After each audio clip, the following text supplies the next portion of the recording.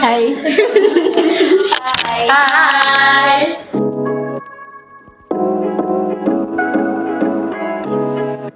Ngapain aja nih guys semester 3? Wah, siapa dulu nih yang mau ditanyakan? Dari sini dah. Oh, siap. Jadi semester 3 tuh pastinya menuntut ilmu ya teman-teman. Oh iya, sebagai mahasiswa. Iya. Sebagai mahasiswa kita Udah menang 10 lomba ya katanya. benar, Iya. benar. Lombanya antara lain makan kerupuk. Iya. Itu bisa masuk CV. Benar, benar. Dan masuk dalam kerjasama tim juga ya. Iya, benar. Untuk ngomong-ngomong tim. Pokoknya kita sudah menuntut ilmu. Kita di samping jadi mahasiswa yang menuntut ilmu, kita berorganisasi. Oh, iya. Ya nggak sih? Sesuai sama bacanya tadi. Udah guys. Oke. Kak Rafa nih ya, gimana nih Kak yang paling for agent nih? Wah, di semester 3 ini pastinya ya kuliah, organisasi, dan bahkan bertemu juga dengan praktikum-praktikum. Yes, of course. Terus semakin lama semakin sulit juga ya ketemu metode penelitian. Wah, itu kayaknya seru gak sih guys? Sama kayak aku, wah, otakku terpakai banget sih. Benar. Mengasah. Mengasah otak ya, mas sekarang udah kritik. Udah. Otaknya udah kritikal banget nih sekarang. Oh iya, kritis sih. Udah nih, tapi alhamdulillah nih ya sekarang kan udah Desember nih ya, udah demisioner ya bos. Alhamdulillah akhirnya. Baru kemarin LPJAT ya. Iya, mau congratulations dulu lah sama orang-orang ini lah. Congrats guys. Tapi ngomongin tentang demisioner nih ya, pasti tentang organisasi nih kan. Mungkin dari salah satu dari kakak-kakak inilah yang mau ceritain dong organisasinya mau ngapain aja lah selama seperiode ini. Mungkin dari Kak Rafa mungkin. Kalau dari aku sendiri, aku masuk ke organisasi PMK ya sekarang tuh kayak emang dari dulu aku tuh bener-bener yang turun ke dalam bidang kerohanian, dan oleh karena itu sekarang pun aku merasa kalau aku tuh capable di bidang kerohanian seperti itu. Terus pengalaman seru yang aku dapat di PMK sendiri kayak karena ini bidang kerohanian yang dimana mahasiswa Kristen mungkin gak gitu banyak ya di UB, banyak tapi kayak oke lah kita masih bisa jangkau gitu. Iya. Jadinya kayak kita terlibat dengan teman-teman dari PMK fakultas lain. Dan itu tuh membuka insight baru gitu loh. Jadi kayak teman aku tuh bukan sekitar divisi aja, tapi kayak berarti mencakup seluruh UB gitu benar ya. banget. Asik dong. Asik banget. Karena nambah relasi nggak sih? Banget. Iya, Dan apa ya, aku jadi punya insight baru juga kan, gimana kayak aku nih anak ilmu komunikasi, tapi aku tuh juga diajarin gimana anak ilmu komputer misalnya mereka belajarnya kayak gimana. Jadi Kak, Aku kalau beda sama Rafa kan, kalau Rafa tadi tuh gak seputar fisik aja temen-temen. Iya. Kalau saya kan kembali ke tanah jingga ya. si paling jingga. Iya. Dibelah dadanya. Dadanya kan darahnya warna jingga ya. Oh coba sekarang. Jangan. Kriminal dong. Terekam kamera nggak boleh. Maaf. Iya. Jadi kan saya kebetulan aku tuh anggota organisasi BEM ya. Dan eksekutif mahasiswa tapi tingkatan FISIP. Gitu. Kalau di FISIP sendiri sebenarnya arah geraknya kan banyak ya, kayak ada yang Kementerian Lugri, Dagri, ya kan, PAO, Biro Puskom, terus juga ada Advokesma, ada Pengaruh Utama Gender dan sebagainya kan banyak.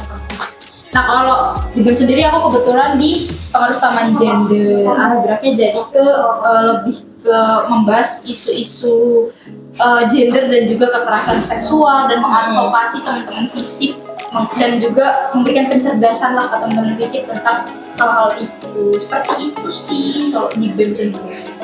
Keren. Oh iya Dio, ngomong-ngomong tentang organisasi ini, pastinya kita juga apa ya, kayak udah nggak asing lagi dong sama dinamika organisasi. Oh, Iya kan? Betul. Of course. Gimana kayak kita dalam organisasi kita juga kayak saling berinteraksi, terus proses di dalam organisasi juga kayak mempengaruhi banget hubungan antar internal. Nah, Iya nggak sih? pastinya kan kita kan juga ngomong-ngomongnya bukan satu orang aja ya, pastinya sama banyak orang ya. Namanya juga kita kerja bareng, Oh, kerja sama, pasti. ya kan. Pasti kita berhubungan banget sama Iya. internal. Nah, Jadi guys, ibaratnya tuh organisasi itu kalau di dinamika organisasi itu kayak denyut nadi. Apa aja bahasanya? Arti maknanya apa tuh Kak? Jadi Kasih bang Kak coba. Jadi organisasi itu kan berubah, terus juga kayak kita berinteraksi dan yang kita perlukan untuk mendinamisasikan ini yaitu kayak kalau misalnya denyut nadinya itu nggak bergerak, pastinya bakal stuck kan darahnya. Nah itu sama kayak organisasi. Kalau misalnya kita nggak kerja, kayak ya udah berhenti situ, ya udah stuck itu aja. Jadi ya benar kalau organisasi itu diibaratkannya kayak denyut nadi. Benar sih, kalau nggak jalan sesuai plan ya hancur kan, maksudnya kayak semuanya terhambat gitu ya. Dan kalian tahu nggak sih gimana caranya biar kalau organisasi itu dinamis? Gimana tuh? Gimana ya? Kerja sama nggak sih Kak? Apa lagi? Bisa, tapi faktor utamanya adalah komunikasi. Of course. Emang Tunjukin nggak? Gimana nih Kak? Komunikasi. Komunikasi Banzai. Apapun yang dibutuhin ya komunikasi. Tapi emang benar sih, karena kan kita kan hidupnya juga bersosial banget kan. Pasti ngomong sama orang gitu. Nah, dan kayak struktur organisasinya bisa jadi kan ada organisasi yang dia tuh formal atau fleksibel, ya kan? Atau cara kepemimpinannya itu kayak apakah dia orangnya adalah seperti inspiratif atau dia malah kepemimpinannya malah diktator. Iya. Ya kan? Bisa jadi kayak gitu bisa kan. jadi Dan itu kayak benar-benar yang mempengaruhi juga cara kita berkomunikasi, cara kita berorganisasi. Benar nggak sih? iya sih, ya, kita kan juga menyesuaikan juga kan. Gitu. Nah gitu. Jadi kalau misalnya di di organisasi biar dinamikanya kita bagus adalah dari komunikasinya kita diperbaiki dulu, dan itu yang dapat memotivasi kita dalam berorganisasi. Tapi benar sih kalau kita di organisasi, kalau kita temennya enak, cara ngobrolnya enak, cara kerjanya enak, itu juga nyambung dan juga. progresif. Iya, jadi kan juga semangat ya setiap organisasi kata aku mau ngadain proker ini, ya udah sih ayo kita gas gitu sih. Setuju sih, bener. Ya, motivasi organisasi ini tuh kayak bahan bakar. Tadi karena bahan bakar ya kan. Jadi gini, kalau misalnya ya kita berorganisasi tapi nggak ada semangat, ya udah Belgi. Kosong gitu kan? Iya, Belgi. Hilang ya. Belgi. Apa sih Belgi itu? Apa sih Belgi Kak? Coba ada yang bisa nggak jelasin Belgi itu apa? Belaga gila. Iya. Itu nggak baik banget deh. Iya, kayak dia yaudahlah pergi gitu aja kan? Iya. Dia sadar dia punya tanggung jawab. Tapi ya hilang gitu aja. Nah, jadi jangan dicontoh ya. Enggak banget ya. Nggak banget. Tapi ya itu salah satu faktor Belgia adalah kurangnya motivasi dalam bekerja. Jadi kayak motivasi ini kan kalau menurut teorinya Herzberg, dia tuh memiliki dua tipe faktor dalam teorinya. Yang pertama itu motivator. Di sini tuh yang kayak bikin kita semangat. Jadi kayak misalnya kita dapat apresiasi, penghargaan. Itu tuh salah satu hal yang membuat kita semangat dalam bekerja. Terus yang kedua itu higien. Higien itu lebih ke jangan sampai ini tuh nggak ada. Contohnya yang bikin kita semangat kerja mungkin kalau dalam organisasi yang prabayar kita dapat gaji kayak gitu, atau enggak kita kalau yang sekarang kita dapatnya relasi yang baik. Nah itu tapi ya sih karena kan relasi juga penting ya, bukan kayak kita juga dapat info-info menarik, info-info penting juga dari relasi. Kita juga punya teman baru gitu. Tapi yang apresiasi tadi setuju banget sih. Karena kita pasti kayak kalau kita diapresiasi pasti semangat sih guys. Kita butuh validasi bahwa kita udah bekerja keras. Bener banget sih Kak. Kan kalau kita nggak diapresiasi tuh rasanya bakal kayak, aku nggak dihargain ya. Iya bener, kayak emang aku nggak ada ya tanya. Iya, kurang apa gitu ya. Rasanya tuh kayak nggak dinotis walaupun kita satu tim. Iya. Bener banget, setuju ya kalau itu. Related ya teman-teman semua ya. Dan ini yang paling seru. Dinamika organisasi itu kayak panggungnya, sedangkan motivasi itu kayak pemainnya. Jadi kalau ceritanya nih ya, kalau panggung itu roboh, ya kan, pemain itu nggak semangat. Benar. Iya juga ya. Malah bubar kan? Bubar sih pulang sih ya. Ngapain juga panggungnya roboh? Iya. Pasti kita tetap tahan Iya, ngapain? Apa ya? Iya sih. Tapi kalau panggungnya bagus, ditata dengan rapi, Kita pemainnya juga semangat. nah itu makanya Iya. jadi berkesinambungan. Betul. Menarik sih. Bahasanya ada banget gitu ya. Mungkin nih dari Kak Ali atau Kak Sisi ada cerita lain nggak tentang organisasi gitu? Oke. Siapa aku dulu kali ya? Sisi dulu. Sebenarnya kalau bahas organisasi menarik nih. Jadi kalau di komunikasi semester 3 nih kita juga dapat matkulnya Of course. komunikasi organisasi. Nah, iya. Nah, jadi pas kita belajar itu ya Pak Bambang tuh nggak cuma menjelaskan tentang teori-teori studi kasus itu enggak. Jadi sempat kalau di pengalaman aku belajar kemarin tuh sempat disuruh review jurnal. Oh, Berat ya, yang membedah jurnal. Iya. Ngeri kan ya kan. Jadi jurnalnya itu berjudul Discursive Approach to Leadership. Jadi Doing Assessment and Managing Organizational Meaning oleh Jonathan Clifton. sulit banget tuh Sulit kayak kan? Sulit kan? Isinya tentang apa tuh Kak? Nah, jadi gini, jurnal ini nih, jadi si Clifton ini nih, si penulisnya itu tuh membahas gimana kepemimpinan itu tuh dibangun melalui dialog. Jadi kepemimpinan itu bukan sekedar jabatan, bukan sekedar posisi, tapi sesuatu yang dibangun lewat interaksi sehari-hari. Jadi nggak secara demokratis saja dipilih, tapi tetap bisa dibangun gitu loh melalui dialog-dialog tertentu. Berarti interaksi itu juga. Iya, ya. benar, menarik kan. Jadi kita nggak ngomongin soal sifat bawaan pemimpin atau cara kepemimpinan yang baku dan formal aja, enggak. Tapi kayak bagaimana makna dan keputusan itu dinegosiasikan di dalam organisasi. Jadi kayak jurnal ini nih ada bagian menarik nih. Aku beri contoh ya. Jadi di bagian jurnal ini ada bagian observation. Apa tuh? Nah, jadi observation ini si Clifton itu menjelaskan ya bahwa sebenarnya organisasi itu diciptakan lewat wacana. Maksudnya gimana tuh? Nah, ya kan? Itu gimana? Jadi organisasi itu nggak secara independen sebelum ada pembicaraan atau diskusi. Kalau kalian mau bangun organisasi pasti kan ngomong dulu kan? Iya, kita bahas gue mau dulu. bangun nih. Iya kan? Masa tiba-tiba bangun? Ngapain? gitu? Iya, organisasi. Mana organisasinya? Iya. Gitu. Jadi identitas organisasi itu muncul secara dari bagaimana anggotanya berinteraksi dan memberikan makna pada berbagai hal. Nah, jadi Clifton itu tuh menganalisis ya suatu studi kasus. Jadi ada para anggota organisasi nih mau mutusin apakah mereka mau menonton film berjudul Gas Attack pada saat itu dalam festival acara. Nah, lewat pembahasan itu identitas organisasi mereka terbentuk tuh. Jadi karena organisasi itu tuh dibingkai melalui perdebatan dan dialog yang ada. Kenapa kayak gitu? Karena jadi ada si A dan si B ya. Ternyata sebenarnya si B itu adalah pemimpin organisasi tersebut. Ya, oke. Si B-nya ini tadi bawahannya. Tapi si A bisa aja sebenarnya manut si B karena ternyata si B itu lebih luas untuk menyampaikan opini dia. Kayaknya kita hari ini nggak usah nonton Gas Attack B. Karena kita hari ini gini. Oh, dia juga. Iya, dan dipikir rasionalisasinya dipikir sama si A yang pemimpinnya rasional nih. Ya udah tulis aja gitu ya. Iya, Boleh. itu bisa disebut pemimpin teman. Itu bisa disebut leadership. Iya, jadi nggak secara jabatan doang gitu ya. bukan secara jabatan Tapi juga bisa. Iya, dari hal kecil doang gitu ya. Pokoknya tentang cara kita mempersuasi orang. Benar itu. Jadi kayak nggak melulu soal hierarki gitu kan. Jadi nggak melulu kalau si jabatannya itu si A pemimpin kita manut si A. Tapi kalau si B punya rasionalisasi ya kenapa enggak kita ikutin? Iya, benar sih. Nah, gitu. Jadi kayak ada lagi yang lebih menariknya itu jadi katanya tuh kepemimpinan juga bukan suatu yang tetap atau milik seorang kalau dalam jurnalnya ya. Jadi dalam diskusi itu jadi katakanlah ada namanya Chris nih. Chris itu petugas proyek.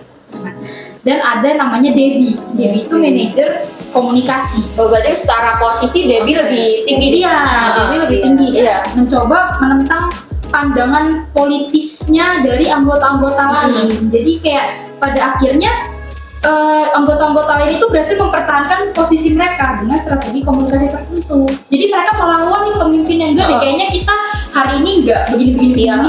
Nah, pemimpinnya sama petugas proyeknya juga kayak kayaknya masuk akal deh. Tapi kayak saya juga punya rasionalisasi yang itu mereka akan berdebat. Nah, itu bisa dinamakan memperebutkan posisi jabatan juga, memperebutkan kepemimpinan. Jadi kita saling berargumen gitu ya. Benar. Oh, itu juga termasuk memperdebatkan itu tadi Iya, ya. betul. Jadi kayak jurnal ini kayak menyoroti lah kayak kepemimpinan itu tuh proses. Oh, iya, Proses, bukan hanya iya, bukan tempat hanya jabatan gitu bukan aja hanya ya. jabatan Posisi atau bukan gitu ya. posisi yang Heeh. dimiliki satu orang. Berarti itu bergantian, semua orang tuh berhak bisa menjadi pemimpin gitu. Betul. Jadi kayak lebih dari itu, makanya kepemimpinan itu juga hasil di mana orang-orang dalam organisasi itu berinteraksi dan mengelola makna bersama. Kayak gitu. Jadi kayak dipikir-pikir kan juga penting ya untuk memahami ini. Kayak mengingat kita juga anggota organisasi gitu kan. Iya. Jadi jangan takut untuk beropini gitu loh teman-teman. Iya, kayak gitu sih review jurnalnya tadi kayak gitu. Bagus sih jurnalnya dari siapa? Clifton. Dari Clifton. Dan kita kayak nggak sadar kan, kita kayak dulu mikirnya oh iya pemimpin ya udah just pemimpin posisinya, tapi ternyata hal sekecil itu memperdebatkan itu bisa disebut dari kepemimpinan juga ya. Berarti kalau mau dibilang kita semua ini pernah dong jadi pemimpin. Benar. Iya, Secara nggak langsung. Iya. Kita pasti pernah memperdebatkan sesuatu Iya, ya. karena mengolah makna bersama ya pemimpin benar. kalau menurut Kristen. Keren banget sih, tapi keren banget sih jurnal. Iya benar kan. Agree. Kita juga pernah bahas budaya organisasi teman-teman. Ingat gak kalau kita bahas budaya organisasi? Ingat. Kan? Iya kan, kita bahas budaya organisasi. Ingat Nah. nggak, Fir? Yang mana? Nah, Coba deh diingetin lagi Oh, sih. iya. budaya organisasi ya. waktu itu kita tuh kelompok aku tuh memilih meneliti budaya organisasinya United Nations. Ingat ya. Ya itu sulit sih. Iya, tapi itu juga menarik karena sedikit bridging cuma ya, sedikit memperkenalkan. Dia kan punya United Nations ini kan organisasi gede dan penting ya. Penting banget ya di dunia. Ya, dunia kan ini ya sekarang ya. Iya, dunia ya.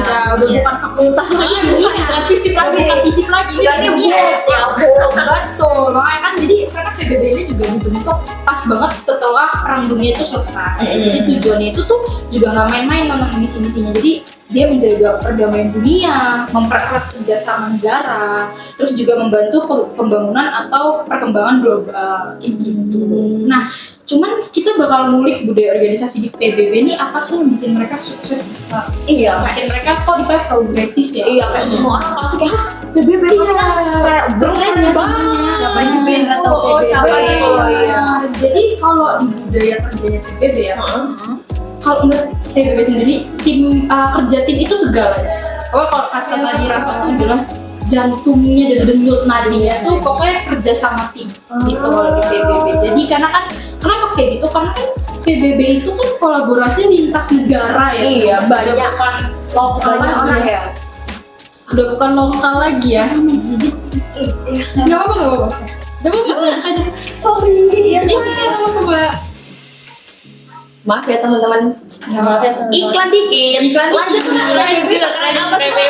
Apa sih? Jadi kan Kasih paham. kolaborasi udah lintas negara. Heeh. Nah itu kan udah gede tuh cakupannya susah kan. Jadi negara tuh kunci utama, bayangin aja kayak anggotanya tuh dari berbagai latar belakang budaya, Iya. keahlian juga gitu kan. Iya. Mereka tuh kayak Avenger gitu. Bener sih, Wah. iya sih. Iya kan Tapi latar pasti beda. juga banyak insight baru kan, apalagi kita yang kayak cuma se-Indonesia nih ya, pasti banyak banyak hal-hal baru yang juga bayangin di sedunia. Benar. Dan apalagi tadi mereka benar-benar kayak baru habis perang. Nah, Butuh kan Iya. kerja sama tim yang Benar kuat sih, ya. gitu kan. Nah selain kerja sama tim teman-teman, ya PBB itu juga budaya kerjanya tuh inklusif. Nah kenapa gitu? Karena menyangkut kita kan dari berbagai latar budaya dan negara yang berbeda, tapi merepresentasikan tiap-tiap negara. Jadi Iya. pasti harus inklusif dong. Pasti harus menghormati lah bagaimana sih budaya setiap negara itu berjalan. Ya PBB tuh mengedepankan itu teman-teman. Jadi karena itu juga kebutuhan dasar ya. Jadi semua pihak baik dari negara maju atau berkembang itu tuh dilibatkan sama PBB. Oh, Jadi keren ya. tanpa terkecuali kayak misalkan ada negara yang udah maju, ada yang masih berkembang. Nah tapi PBB itu maunya semua negara itu ikut hadir buat mengambil keputusan. itu juga mungkin jadi salah satu PBB sampai sekarang terus eksis gitu ya, karena semua orang itu diwadahi gitu ya, diberikan kesempatan yang sama gitu. Bener. Makanya kalau mau kerja di PBB nih ya, ini You katanya never know ya Never teman-teman. know. Kayak who knows? one of the kan. Kita nggak tahu. Nah, soalnya kata PBB kalau kita mau kerja di PBB kita harus punya 2 skill yang utama. Apa itu? Nah, itu namanya kompetensi lintas budaya dan juga fleksibilitas. Fleksibel. Kenapa? Karena kan tim di PBB lagi-lagi teman multinasional ya. Iya, Kita kan otomatis harus beradaptasi sama harus budayanya. cepat ya, Harus cepat, harus tahu apalagi mengenai bahasa. Wah, itu juga penting banget. Kita harus at least bisa berbahasa Inggris. Iya, itu cara basic kerjanya ya. juga beda kan, harus spontan ya. Spontan gimana kita yang bisa kerja gitu. Jadi kan kita juga bisa kerja bareng orang-orang dari berbagai belahan dunia sama cara pandangnya juga kan Iya, beda-beda. beda-beda. Benar. Nah, skill ini tuh penting banget biar kita bisa nyatuin visi kita di PBB.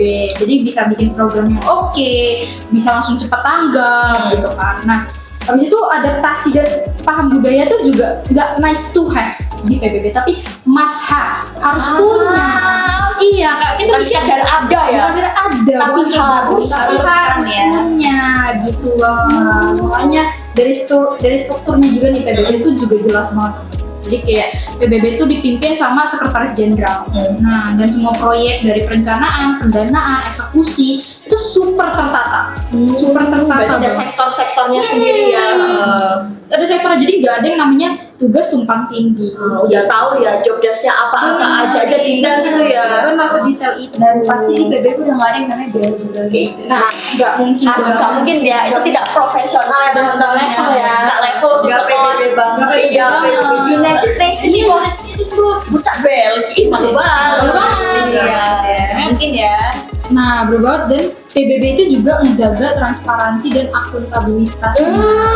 Jadi kayak ada keadilan dan ketidakberpihakan itu selalu dijaga. Jadi gimana caranya supaya kalau ada konflik atau isu, ya mereka harus cepat tanggap kayak gitu. Keren ya, Keren maintenance-nya kan? itu Iya. bagus banget. Organisasi sebesar itu. Iya. Makanya mereka juga peduli banget sama pengembangan karir. Jadi kalau teman-teman udah pernah menjadi anggota di United Nations, jadi teman-teman itu ada program pelatihan keren. Namanya itu United Nations System Staff College. UNSSC gitu. Itu buat apa tuh? Nah, jadi lewat platformnya. Jadi mereka punya platform sendiri namanya Blue Light aplikasi. Iya. Nah, staff itu bisa ikut pelatihan dan dapat sertifikasi sesuai keterampilan mereka. Kayak gitu. Berarti selain kita kerja di situ, kita juga difasilitasi. Benar. Iya, berarti kita bisa nambah skill baru gitu. Benar. Makanya kan berarti jaya banget dong. Iya. Benefitnya dapet. Benefitnya dapat, relasi dapat, uang dapat, skill dapat. Jadi bisa belajar terus kan? Benar. Jadi Keren kayak gitu sih. sih. Cuman kan dari tadi nih kita ngomongin tentang baik-baiknya aja nih. Iya. Nah, tentu saja sekelas PBB juga ada kekurangannya. Iya. Ada. Sekeren itu. Sekeren itu PBB. Mas ya, ada kekurangannya. Jadi Apa sih? Jadi kan ya lagi-lagi PBB itu kan organisasi gede ya. Oh, global. iya. Tapi justru karena mereka global, tuntutan pekerjaan mereka itu tinggi banget. Iya, pressure-nya Pressure-nya gede banget. Maksudnya sesuai sama yang dituntut juga sesuai Iya. sama yang harus So- dikeluarkan. Katakanlah ada konflik atau isu nih di negara gitu kan. Ternyata PBB ini nggak cepat tanggap. Terus kita sebagai anggota PBB pasti tetap dipertanyakan dong, kayak Iya. gimana sih kamu kan anggotanya PBB? Iya, masa gimana sih organisasi kamu Kita harus itu? mempertanggungjawabkan itu ya. Padahal siapa tahu mungkin kita buang sektor di situ. Iya, nggak tahu. Iya, kayak gitu. benar sih. Itu. Mungkin itu aja sih yang mau aku jelasin tentang budaya kerja. Contohnya ada di United Nations. Tapi Menarik banget. untuk budaya kerja di United Nations ini udah bagus banget ya, karena mungkin karena skalanya udah internasional gitu loh, seluruh dunia gitu ya. Benar. Mungkin dengan hal ini kita bisa belajar lah untuk organisasi kita ke depannya gitu ya, Betul. bisa diterapkan satu persatu dari yang kecil mungkin ya. Harus begitu. Mungkin kalau dari kalian nih gimana, ada tanggapan ya kalau cuma ngobrol organisasi, mau sharing apa nih gitu? Kalau dari aku ya kan dari tadi tuh kita udah ngebahas soal definisi, teori organisasi, bahkan udah sempet nyinggung juga tentang budaya, salah Budaya, satu dinamika, dinamika. Bahkan udah sempat disinggung juga mengenai budaya salah satu organisasi terbesar, terpenting di Dunia ini. ya, itu tadi PBB. Gitu. Tapi teman-teman juga harus tahu kalau dalam sebuah organisasi itu penting banget kita ketahui kalau pasti ada yang namanya krisis organisasi dan kepemimpinan. Benar. Udah pada tahu belum kira-kira krisis organisasi dan kepemimpinan itu gimana? Krisis masalah gitu ya. Konflik. Pasti iya sih, tapi emang kita setiap tahun pasti ada konflik. Tapi untuk jelasnya gimana tuh Kak? Nah, jadi krisis organisasi itu situasi di mana sebuah organisasi menghadapi tantangan signifikan yang mengancam stabilitas, Reputasi. terus juga reputasi, terus juga bisa kelangsungan operasionalnya gitu. Jadi seringkali juga disertai dengan kegagalan kepemimpinan dalam merespon krisis itu. Jadi mungkin apa ya, kepemimpinannya itu kurang efektif atau bahkan nggak efektif dalam merespon krisis yang terjadi dalam organisasi itu. Cara handle-nya tuh harus tepat ya, karena kalau nggak tepat hancur tuh. Hancur dong organisasinya. Iya. Karena kan ini konteksnya kepemimpinan, Iya. jadi pemimpinnya gitu. Iya, harus tahu gitu ya Benar. gimana gitu. Nah, karena udah pada tahu nih definisi dari krisis organisasinya, Iya. aku mau membahas salah satu organisasi besar juga di Indonesia. Tapi ini lingkupnya Indonesia ya. Tahu ya kayak Iya, kita kita mau mau sendiri ya, kita kembali ke tanah air ya. Tapi sudah mendunia, kamu bumi di bumi Indonesia ini ya teman-teman. Kembali ke tanah air, Ibu Pertiwi. Betul. Gimana tuh Kak? Ini tuh gak kalah menarik dari PBB tadi. Oke. Jadi pasti kalian udah pada tahu dong sama perusahaan Gojek. Of course ini tadi kita habis Lah ini dia. Makan GoFood Iya, dong. kita pakai salah satu sih tuh ya. Boleh sebut apa boleh sebut di GoFood apa? Boleh Kita dong. bahas makanan apa nih? Mie yang Mie. Yang ada level itu. Iya ya pokoknya. Nah itu Gojek kan, udah pada tahu tuh Gojek. Siapa sih yang nggak tahu Gojek juga gitu Iya, kan? semua orang pasti pakai lagi ya. Iya bener, pasti udah pernah pakai gitu. Nah Gojek ini tuh bukan sekedar aplikasi transportasi online, tapi juga udah termasuk super app nih, super aplikasi yang udah merevolusi gaya hidup masyarakat. Karena ya itu dia Iya, gak hanya bener. ngebantu Tapi- dari transportasi, Iya, tadi dari makanan juga. Iya. Kita belanja juga bisa pakai pulsa. Kita bisa top up gitu ya. kita tolong nganterin Bisa barang. tolongin Iya. dosen. Jadi mempermudah banget Jujur kan. kalau aku sendiri lumayan deket sih ya sama Gojek karena hampir tiap hari pakai juga. Iya, betul. Iya. Iya sih, bener. Karena Semua membantu banget. fiturnya membantu Iya. banget sih. Iya. Nah, mereka itu kan gak cuma berinovasi, tapi juga punya dampak ekonomi yang besar nih. Iya sih. Benar. Nah, kalian tahu nggak sih kalau Gojek itu pernah berkontribusi senilai 7,1 miliar dolar. Dolar. Oke. 7,1 miliar ya, miliar Oke. dolar di tahun 2019.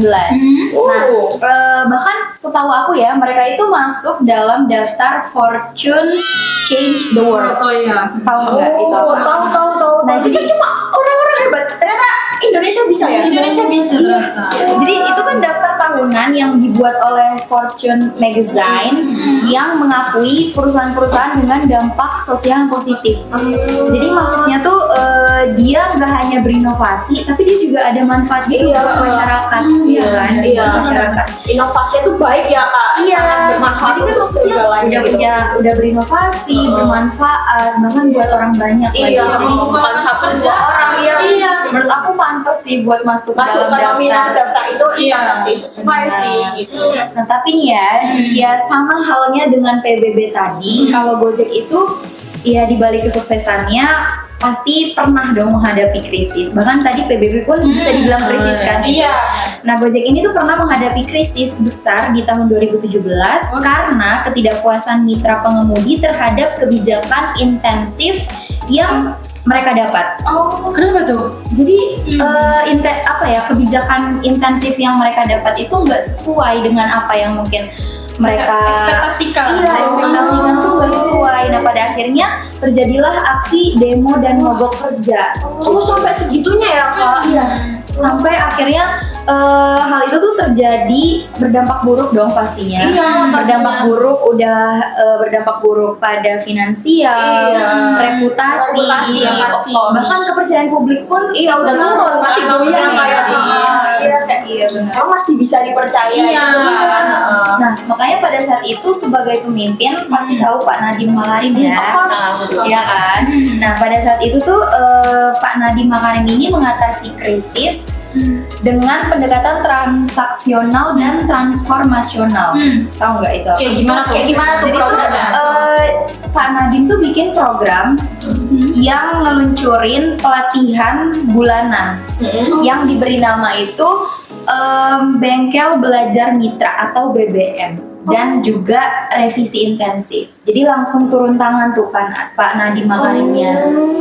Gitu. Terus juga beliau apa ya, secara nggak langsung kan menunjukkan pentingnya komunikasi transparan dan pelibatan mitra kan dalam mengambil keputusan. Iya. Jadi nggak asal Jadi ngambil bukan keputusan. full dari pemimpin aja ya, tapi Benar. mendengarkan pihak-pihak Iya. yang netral Jadi gitu kan ya. yang diuntungkan pun nggak hanya perusahaan dong, tapi mitra yang juga terlibat.